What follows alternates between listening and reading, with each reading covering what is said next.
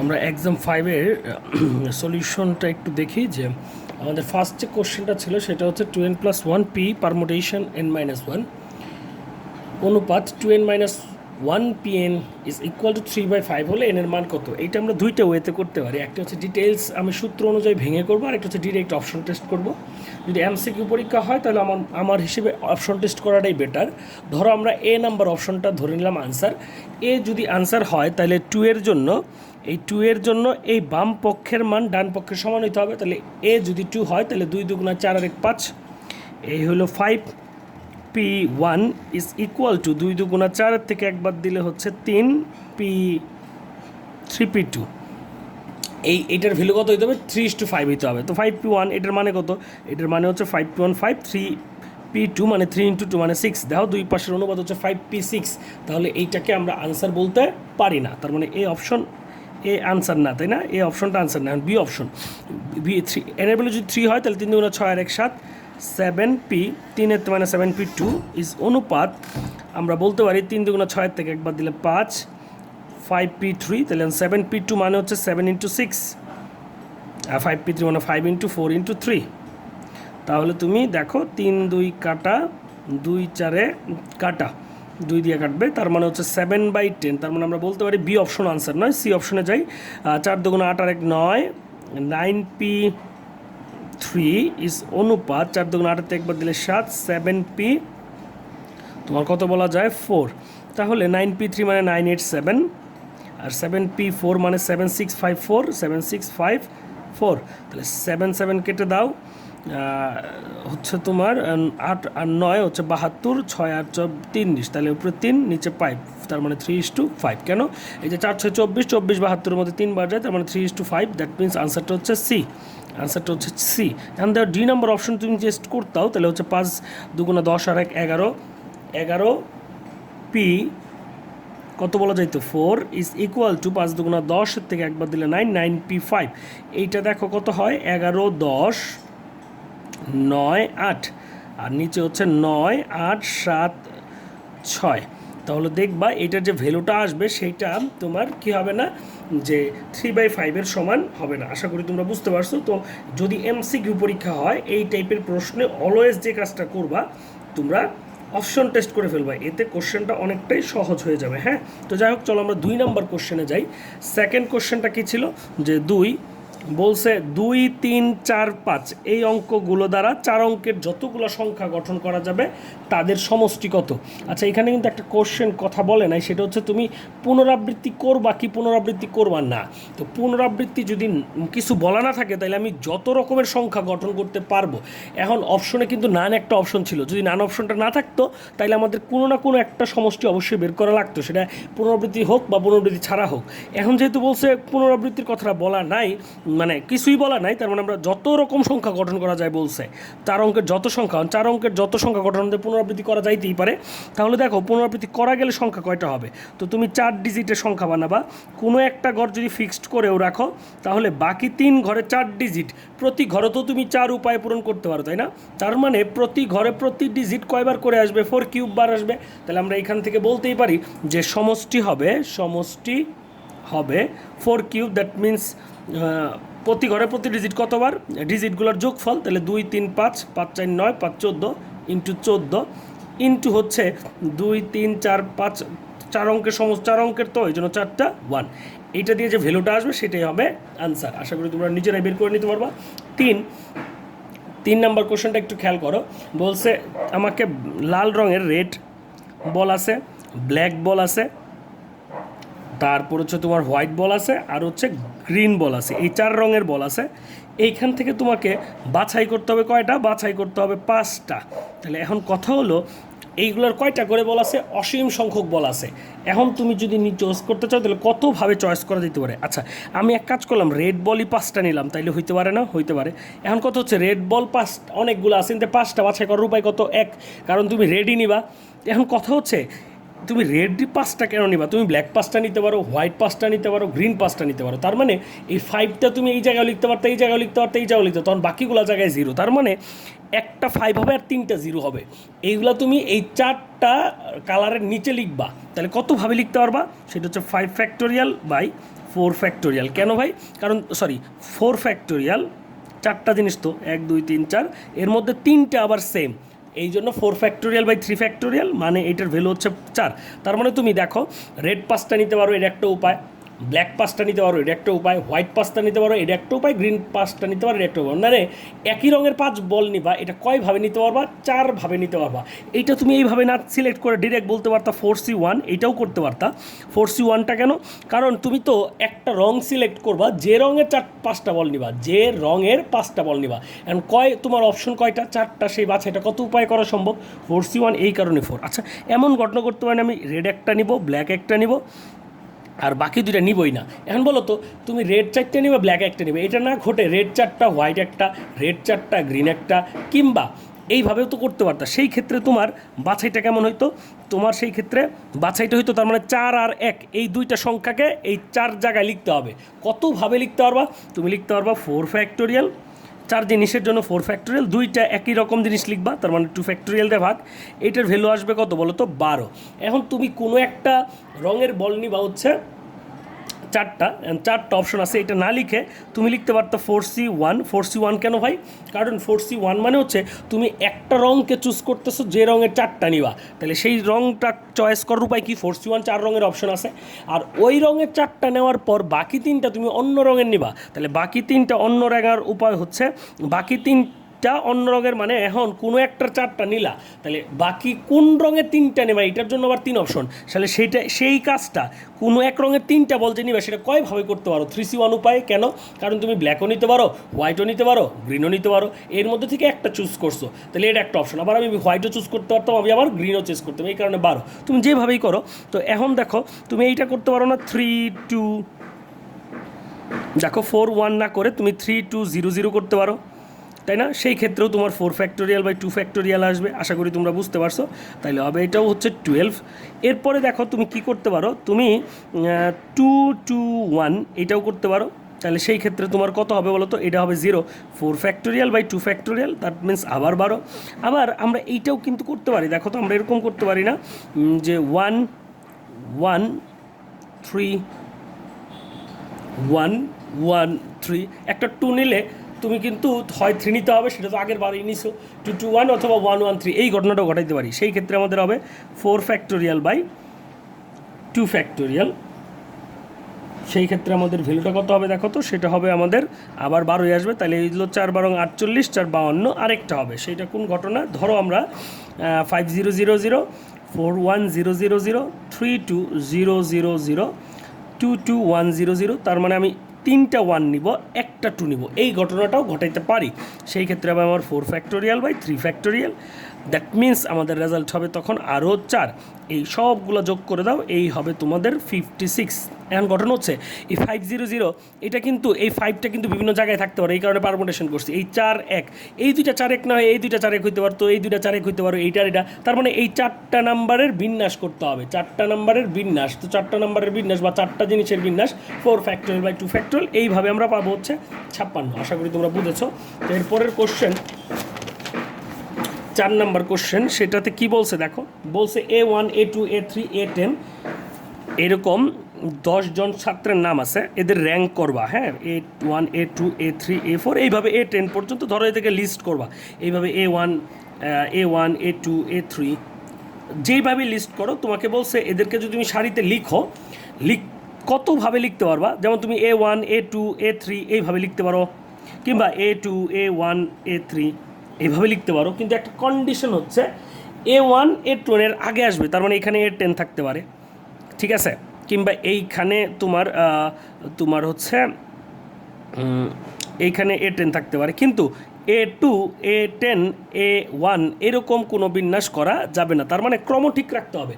কার ক্রম ঠিক রাখতে হবে? A1 আর A10 এর।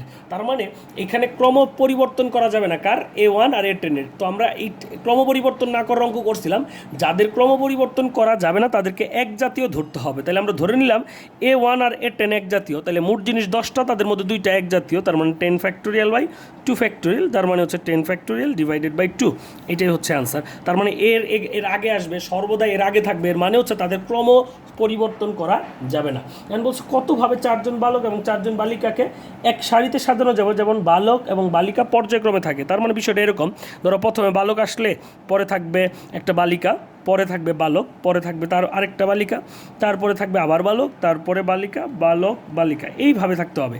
তার মানে দুইটা বালক বা দুইটা বালিকা কখনোই একসাথে বসবে না। তাহলে এইভাবে শুরু হইতে পারে, অথবা বালিকা দিয়েও শুরু হইতে পারে।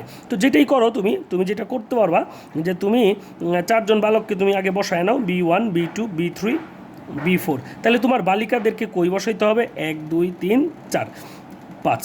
এখন ঘটনা হচ্ছে তুমি এই 5টা অপশনে বালিকা বসাইতে পারো। ধরো এইখানে বসাইলা, এইখানে বসাইলা, এইখানে বসাইলা, এইখানে বসাইলা, এইভাবে যদি করো তাহলে একটু প্রবলেমটা কই দেখো। প্রবলেমটা হচ্ছে তুমি এই 4 বালিকা কিন্তু এইভাবে যদি বসায় দাও, এই 4 স্থানে বসায় দাও, তখন 2 জন বালক কিন্তু একসাথে হয়ে যাবে। তার মানে আমরা এইভাবে বিন্যাসটা করতে পারবো না। তো আমাদের করতে হবে কেমনে? আমাদের চিন্তা করতে হবে, ধরো যদি বালক দ্বারা শুরু হয় তাহলে হইতে হবে এরকম B1, G1, যেটা আমরা দেখছি বালক দ্বারা শুরু হলে এই ঘটনাটা ঘটবে। আর যদি বালিকা দ্বারা শুরু হয় তাহলে হবে G1, B1, G2, B2, G3, B3, G4, B4। আচ্ছা, এটা কেন করতে পারবো না বুঝছো? ধরো আমি এই জায়গায় একটা বালিকা বসাইলাম, এই জায়গায় একটা বালিকা বসাইলাম, এই জায়গায় বসাইলাম, এই জায়গায় বসাইলাম, এই স্থানে তুমি যদি বালিকা না বসাও তখন দুইটা বালক একসাথে হয়ে যাবে। এটা আমাদের করতে মানা করছে। আমাদের বালক আর বালিকা পর্যায়ক্রমে থাকবে, মানে একটা বালক একটা বালিকা, একটা বালক একটা বালিকা, এইভাবে থাকবে। তাহলে হয় ঘটনা করতে হবে এইটা, নয় ঘটনা করতে হবে এইটা। এখন কথা হলো, বলো তো এইখানে কি B1 থাকা জরুরি? না, এখানে B2 থাকতে পারে। তার মানে বালকরা নিজেদের মধ্যে বিন্যস্ত হইতে পারে। আর বলো তো বালকরা নিজেদের মধ্যে কয়ভাবে বিন্যস্ত হইতে পারে? 4 ফ্যাক্টোরিয়াল। আবার বলো তো এইখানে G1 থাকাটাও জরুরি না? G1 আর G2 চেঞ্জ হইতে পারে, বা G1 এর সাথে G2 চেঞ্জ হইতে পারে। তার মানে বালিকাগুলাও তাদের মধ্যে চেঞ্জ হইতে পারে এইভাবে 4 ফ্যাক্টোরিয়াল উপায়। তার মানে B1 দ্বারা হইলে তুমি বিন্যাস পাবা 4 ফ্যাক্টোরিয়াল ইন্টু 4 ফ্যাক্টোরিয়াল। আবার দেখো যদি গার্ল মানে বালিকা দ্বারা শুরু হয় তখন এই বিন্যাস আর এই বিন্যাস কিন্তু একরকম হবে না, দেখতে আলাদা হবে। তো এরকম বিন্যাস আরও 4 ফ্যাক্টোরিয়াল ইন্টু 4 ফ্যাক্টোরিয়াল সংখ্যক বিন্যাস করা যাবে। 4 ফ্যাক্টোরিয়াল কেন? 4 জন বালিকা তাদের মধ্যে 4 ফ্যাক্টোরিয়াল উপায়, 4 জন বালক তাদের মধ্যে 4 ফ্যাক্টোরিয়াল উপায়। এখন এই দুইটার মধ্যে যদি তুমি বিন্যাস মানে বলো তো দুইটাই কমপ্লিট না, এই জন্য আমরা যোগ করে দিব। এই জন্য রেজাল্ট হবে 2 ইন্টু 4 ফ্যাক্টোরিয়াল ইন্টু 4 ফ্যাক্টোরিয়াল। দুইটা যোগ করা যে কথা, দুইটা গুণ করা একই কথা। তার মানে রেজাল্ট হচ্ছে 2 into 4 factorial square, 2 into 4 factorial square. যদি অপশনে না থাকে তাহলে আনসার হবে রং, যদি অপশন না থাকে তাহলে আনসার হবে রং। আশা করি তোমরা বুঝেছ। 6 নাম্বার বলছে 8টি সরল রেখা এবং 4টি বৃত্ত দ্বারা 8টা স্ট্রেট লাইন আর 4টি হচ্ছে সার্কেল দ্বারা কত রকমই হবে। তাহলে ফার্স্ট কেস ওয়ান লাইন এবং সার্কেল। লাইন এন্ড লাইন মানে দুইটা লাইনের যে ছেদবিন্দু, দুইটা লাইনের ছেদবিন্দু কতগুলো হবে বলো তো? 8C2, 8 7 56/2, তার মানে 28। আচ্ছা, একটা লাইন একটা সার্কেল যদি হয় তাহলে হবে 8C1 ইন্টু 4C1 ইন্টু 2, কারণ একটা লাইন একটা সার্কেলকে দুই বিন্দুতে ছেদ করে। তাহলে একটা লাইন এবং একটা সার্কেলের যত রকম, ধরো একটা লাইন একটা সার্কেলের একটা সেট, এই সেট তোমাকে কয়টা ছেদবিন্দু দিবে? দুইটা। তাহলে একটা লাইন আর একটা সার্কেলের কত রকম সেট হইতে পারে?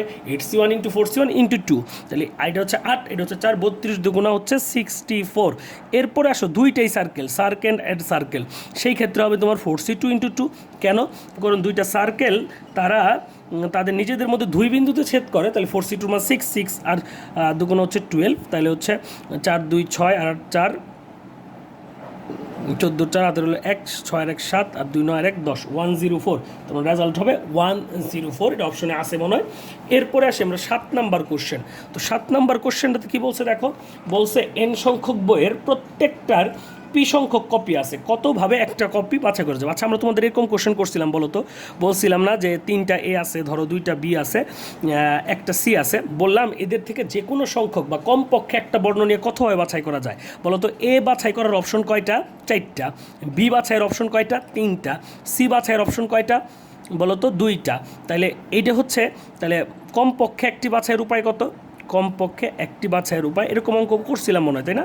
কমপক্ষে একটি বাছাইয়ের উপায় হবে 3 + 1 2 + 1 ইন্টু 2।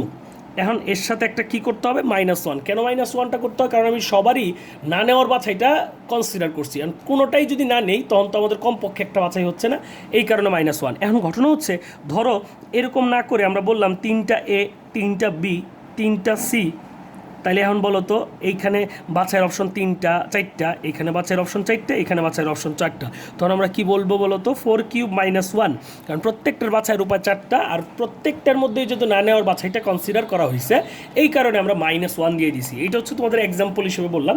এখন বলছে বই আছে n সংখ্যক, প্রত্যেকটার পি কপি আছে, তাহলে ধরো এটা হচ্ছে বুক 1, এইটা মোট কতগুলো আছে n সংখ্যক আছে। B2 বুক 2 এইটা হচ্ছে তোমার পি সংখ্যক কপি আছে, পি সংখ্যক। এইভাবে আমাদের এন নাম্বার বুক এইটাও পি সংখ্যক আছে। এখন তোমাদের কথা হলো আমার, তোমরা আমাকে একটু বলো এই পি সংখ্যক বই থেকে আমাকে তো বলছো কমপক্ষে একটা, তার মানে বুক 1 নিতেই হবে এরকম না, তাহলে কমপক্ষে একটা মানে বুক 1 আমি নাও নিতে পারি, একটাও নিতে পারি, সবগুলোও নিতে পারি। সবগুলো নিলে কতগুলো নিতে হবে? পি সংখ্যক। তাহলে একটা নিলে তো একটাই নিব, দুইটা নিলে দুইটা। এভাবে বুক 1 বাছাইয়ের অপশন কতগুলা? P+1। কেন? কারণ একটা নিলে তো একটা উপায়েই, দুইটাও বই নিতে পারো, তিনটাও নিতে পারো, এরকম কতগুলো অপশন পি সংখ্যক, আর কোনো না নেওয়া মানে আরেকটা অপশন মানে P+1। এটার জন্য P+1, এটার জন্যও P+1। তো ভালো কথা। এখন কথা হচ্ছে কমপক্ষে একটা বাছাই, তাহলে বলো তো কমপক্ষে একটি বাছাই এর বাছাই এর উপায় এটা কি করতে পারি আমরা বলতে এভাবে? কতগুলা P+1, কতগুলা বই n সংখ্যক বই, তাহলে P+1 - whole to the power n। একটা -1 করা লাগবে কেন? কারণ কোনো বই যদি না নেই তাহলে কমপক্ষে একটা বই বাছাই হবে না, এই কারণে আমরা একটা -1 করতে হবে। তো ভালো কথা। এখন তোমাদের 8 নাম্বার কোশ্চেন বলছে একটি গোল টেবিলের চারপাশে n সংখ্যক সিট রয়েছে, যেগুলাতে 1 2 3 এভাবে n নাম্বারিং করা আছে, বুঝছো? প্রত্যেকটাতে n নাম্বার করা আছে। ভালো কথা। কতভাবে m সংখ্যক লোক টেবিলের চারপাশে বসতে পারবে? কতভাবে m সংখ্যক লোক টেবিলের চারপাশে বসতে পারবে? ভালো কথা। তাহলে n সংখ্যক লোক টেবিলের চারপাশে বসতে পারবে। তো তোমরা দেখো এই জায়গায় যে আচ্ছা এখন একটু খেয়াল করো, প্রতিটা চেয়ারের মধ্যে কিন্তু নাম্বারিং করা আছে। তার মানে এখানে যে একটা চেয়ার আছে এটা হচ্ছে 1, এটা হচ্ছে চেয়ার 2, এটা হচ্ছে চেয়ার 3, এইভাবে। আচ্ছা নাম্বারিং করা যদি না থাকতো তখন কিন্তু যে চেয়ারেই বসুক, ধরো কোনো চেয়ারে নাম্বারিং করা নাই, ধরো এরকম 3টা চেয়ার আছে, তো প্রথম জনের জন্য কিন্তু যে চেয়ারেই বসুক তার জন্য কিন্তু এক্সপিরিয়েন্স একই, কারণ কোনোটার পিছনে নাম্বার নাই। এখন তুমি যদি চেয়ারগুলোর মধ্যে নাম্বারিং করে দাও তাহলে তুমি কিন্তু কাউন্ট করতে পারছো কে কত নাম্বার চেয়ারে বসতেছে। এই জন্য আমরা যখন চেয়ারে নাম্বারিং করা না থাকবে তখন কিন্তু আমাদের বৃত্তাকার বিন্যাস হবে একটা কমের ফ্যাক্টোরিয়াল, কিন্তু যদি নাম্বারিং করা থাকে তখন প্রত্যেকটাকে কিন্তু আমরা আলাদা আলাদাভাবে বিবেচনা করতে পারি, তখন কিন্তু এক বিয়োগ করার দরকার নাই। এখন কথা হচ্ছে n সংখ্যক চেয়ার আছে, m সংখ্যক লোক আছে। প্রশ্নে কন্ডিশন হচ্ছে n এর সমান বা ছোট, তার মানে ধরো 5টা চেয়ার 5 জন লোক হইতে পারে, অথবা 5টা চেয়ারের জন্য 3 জন লোক হইতে পারে। এখন কথা হচ্ছে কত হবে এটা তো আমরা জানি না, মানে সমান হইতে পারে, কম হইতে পারে। তাহলে যদি কম হয় বা মানে আমাদের কম হয় কিংবা আমরা বলতে পারি সমান হয়, তাহলে আমাদের ধরো হচ্ছে m সংখ্যক চেয়ার আগে আমরা সিলেক্ট করে ফেললাম কোন চেয়ারগুলোতে লোকগুলো বসাবো। ধরো আমাদের 5টা চেয়ার আছে, 3 জন লোক আছে, তাহলে আমরা 3টা সিলেক্ট করবো যে কোন 3টা চেয়ারে বসাবো, আর ওই 3টা চেয়ারে 3 জনকে নিজেদের মধ্যে বিন্যস্ত করা যাবে আবার 3 ফ্যাক্টরিয়াল উপায়। তো ঠিক একইভাবে n সংখ্যক চেয়ার থেকে আমরা m সংখ্যকরে বাছাই করে ফেলবো, আর ওই m সংখ্যক চেয়ারের মধ্যে যে লোকগুলোকে বসাবো তাদেরকে আমরা m ফ্যাক্টরিয়াল উপায়ে বিন্যাস করতে পারি। এই জন্য আনসার হবে NCM ইন্টু m ফ্যাক্টোরিয়াল। এরপরে আসি কতভাবে mn সংখ্যক জিনিসকে সমান সংখ্যক জিনিসের n গ্রুপে ভাগ করা যাবে। সাপোজ ধরো আমরা বললাম যে আমাদের 6 × 3 m = 6, তোমাদের জাস্ট বোঝানোর জন্য n × 3, এইটা একটা কথা।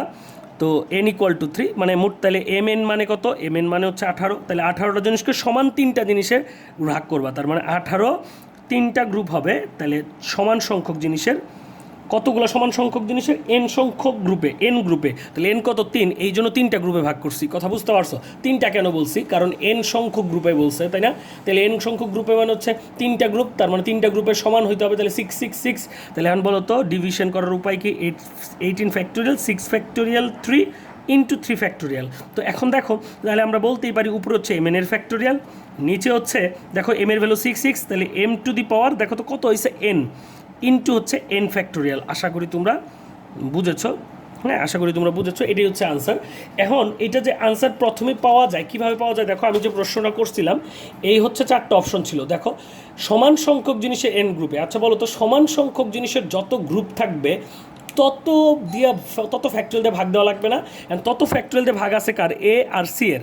মানে এ আনসার কেন না, কারণ এন সমান সংখ্যক জিনিসের এন গ্রুপ, তাহলে এনটা তো আবার পাওয়ার হিসেবে থাকা লাগবে। তাহলে কারণ কি, ধরো 3টা 6 মানে তাহলে 6 ফ্যাক্টরিয়াল হোল কিউব হবে, তো এখানে এম এর উপর এম ফ্যাক্টরিয়াল উপর পাওয়ার নাই, এটার উপরে আছে, তার মানে গেস করাই যাচ্ছে আনসারটা হবে কি বলো তো, সি। আশা করি তোমরা বুঝেছ। তো এই জন্য আমরা বললাম সি। এরপরে আসি 10 নম্বর কোশ্চেন। বলছে 4টা এ, এরকম 4টা এ, 1 2 3 4, 3টা বি,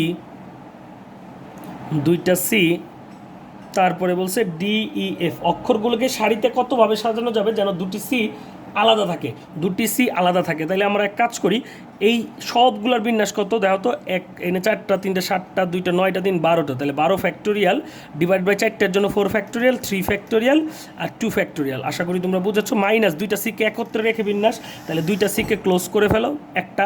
তাহলে এই হচ্ছে তোমার কত বলো তো, 4 3 7 8 8 আর 3 11 11 factorial divided by 4 factorial into 3 factorial. এটার যে বিয়োগ ফল আসবে এটাই হবে আনসার। কী করলাম, সবাই নিয়ে বিন্যাস আর 2টা সিকে একত্রে রেখে বিন্যাস। 2টা সি একত্রে না থাকা মানে 2টা সি আলাদা থাকা, বা 2টা সি পাশাপাশি না থাকা, মানে পাশাপাশি না থাকা। আশা করি তোমরা কোশ্চেন 2টা বুঝেছো। এরপরে আসি আমরা, এটা হলো আমাদের 10, এরপরে আসি আমাদের 11 নম্বর কোশ্চেনে। 11 নম্বর কোশ্চেনটা একটু ওয়েট করো, আমি কোশ্চেনটা ছবি তোলা আছে, একটু বের করে নিই। 11,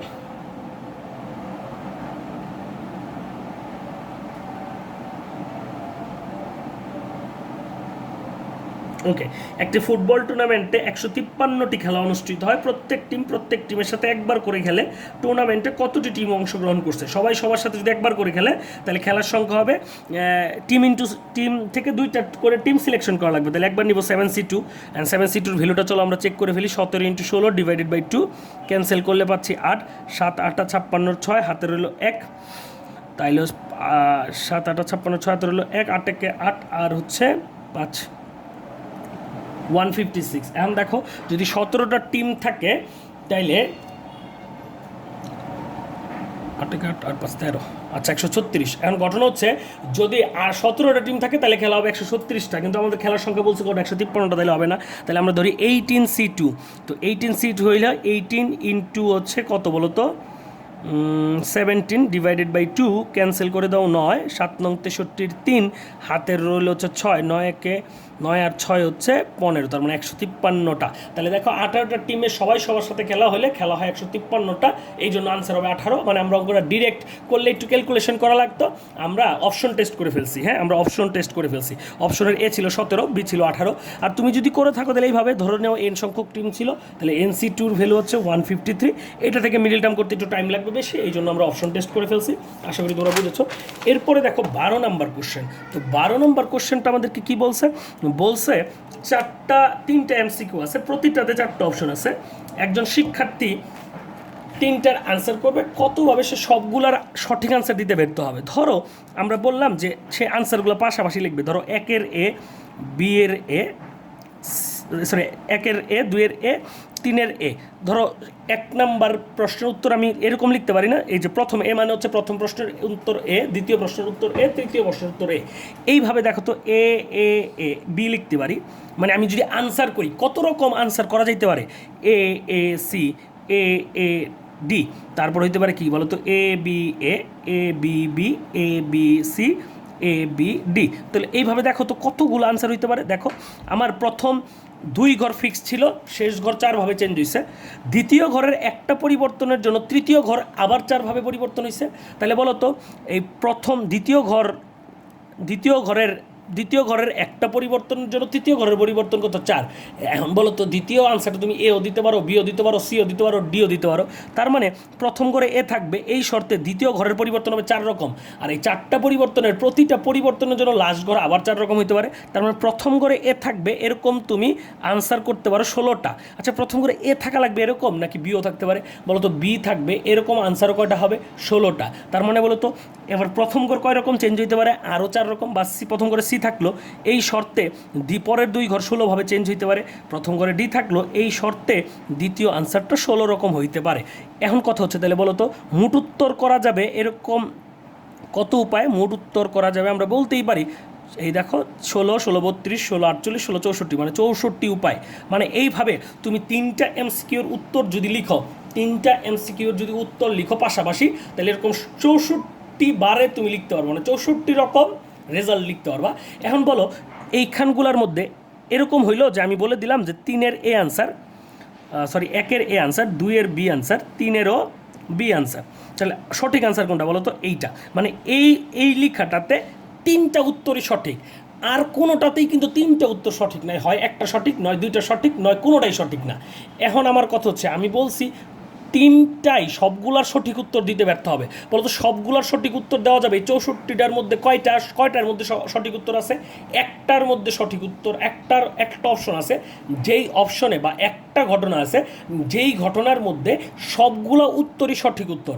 এই ঘটনাটা ছাড়া আর বাকি যত ঘটনা আছে সব ঘটনার মধ্যে কোনো না কোনো একটা ভুল আছে। আর আমাদের প্রশ্ন ছিল সবগুলারই সঠিক উত্তর দিতে ব্যর্থ হবে কতভাবে, তাহলে এই অপশনটা ছাড়া সবগুলার মধ্যেই কোনো মানে 3টাই সঠিক উত্তর না, তাহলে সবগুলার সঠিক উত্তর দিতে ব্যর্থ হবে 64 - 1, মানে সবগুলার সঠিক উত্তর দিতে সফল হবে এরকম উপায় বা এরকম অপশন একটা, তাহলে ব্যর্থ হবে এরকম অপশন কয়টা? 64 - 1, তার মানে হচ্ছে 63টা। এটা হচ্ছে 12 নম্বর কোশ্চেনের সলভ। আমি একটু বলি, তোমাদের বোর্ড স্ট্যান্ডার্ড কোশ্চেন হচ্ছে 1 আর 2, 3 আর 4 হচ্ছে তোমাদের ভার্সিটি প্যাটার্নের কোশ্চেন, মানে ভার্সিটি ভর্তি পরীক্ষার জন্য কোশ্চেন। 1 আর 2-এ তুমি ভালো করতে পারো, বা 1 আর 2 কোশ্চেন দেখে যদি তোমার মনে হয় যে তোমার প্রিপারেশন ভালো, তার মানে বোর্ডে তুমি A+ ক্যারি করার জন্য যা নাম্বার দরকার পাবা। 3 আর 4টা হচ্ছে তোমাদের বোর্ড বা varsity standard question.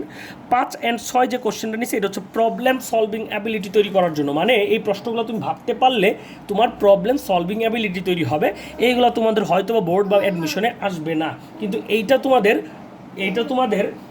Problem solving ability অবশ্যই ক্রিয়েট করবে বলে আমার ধারণা। সো তোমরা এই কোশ্চেনগুলোকে ইগনোর করো না, তোমরা ভাবার চেষ্টা করো। যে অনেকে চাও যে আমি যেন ভালো ম্যাথ বুঝতে পারি, কিন্তু সেটা বোঝার জন্য যা করা দরকার ওটা কিন্তু করতে হবে। এটা কিন্তু অলৌকিকভাবে তোমার মাথার মধ্যে এসে পড়বে তা না। এবং এটা কীভাবে আসবে? যত বেশি প্রবলেম সলভ করবা, প্রবলেম সলভিং অ্যাবিলিটি তৈরি হবে। হ্যাঁ, আশা করি তোমরা কথাটা বুঝতে পারছো।